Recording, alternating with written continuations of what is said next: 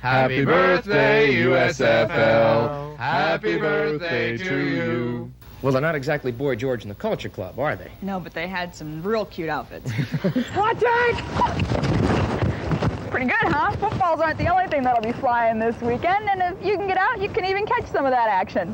Whatever your choice of sports for the weekend, don't let it pass you by. Have a great one. Where'd you learn to throw? Let's not stop with the passers either. Quick trivia question. What does the USFL have besides instant replay for the referees that the NFL doesn't? Oh, that's easy. The last 2 Heisman Trophy winners. If the power and glory of race driving appeals to you, there is at least one other requirement, aside from knowledge and skill, that you need to be a race driver.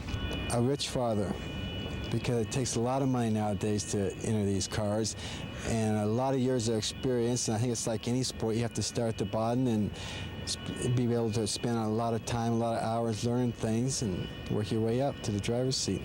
Harlan Thompson has been drag racing for 20 years. Just figure that in front of him is a 2,500 horsepower engine that rips through a quarter mile at 240 miles an hour, and that the car burns nitromethane. That's a pretty scary combination for most people, but not for Thompson. He just doesn't think about it.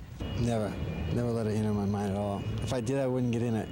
I think it's so much safer than driving on the highways, because you're strapped in good, you're racing against other professional drivers, and I had a couple small problems before, but nothing major. I'm 38 and still kicking.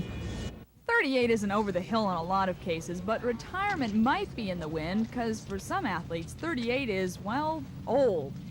Oh,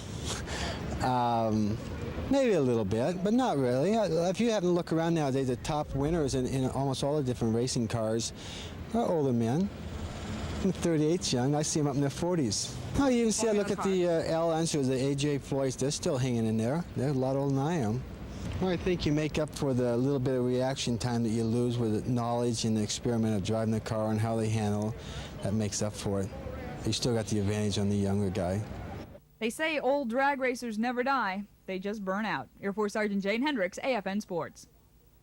Now is the time for all good athletes to put on their sneakers and run. It's marathon time. It's also Kentucky Derby time, and in a few weeks it'll be Indianapolis 500 time. Now that's a lot of different kinds of racing. Did you ever wonder how it all got started? It all started a long time ago with chariot races, man, beast, and machine, all working together. Then the Homo sapiens went solo and marathoning became popular. In present times, they no longer kill the first runner in. They still usually feel pretty bad, but survive. Then the human race showed some signs of intelligence by using dogs to do the racing on snow. You need a good-sized pack of puppies to pull you through to the finish line. Another form of snow speeding is ski joring. Looks can be deceiving. The skiers are really being pulled by the horses, not racing against them. And horses aren't the only barnyard animals with fast feet. Cows can also be put on the slick track, with some difficulty. And pigs, who are better known for grabbing grub, are pretty good at hurried hoofing. But have you ever tried to race a chicken? Don't. It's kind of tough, mostly because of their short legs. However, even racing birds with long legs has its difficulties. Ostrich drivers have been known to lose their steeds for days after the beasts have stuffed their heads in the sand. Now, if you're on the desert and looking for something similar to Hialeah, the closest you can come is a camel canter, or is it a dromedary dash? In the jungles, you could have a jaguar race. Or better yet, go to the asphalt jungle and have a jaguar race.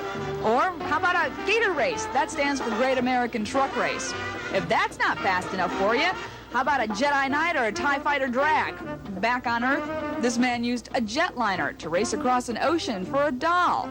And this woman, she hot-footed it across continents for peace. Meanwhile, this group is involved in the political race in an effort to lead the proverbial rat race. And that's the final page of this month's AFN Sports magazine. For the crew and myself, we hope you enjoyed it, and thanks for watching. Enjoy the rest of your weekend.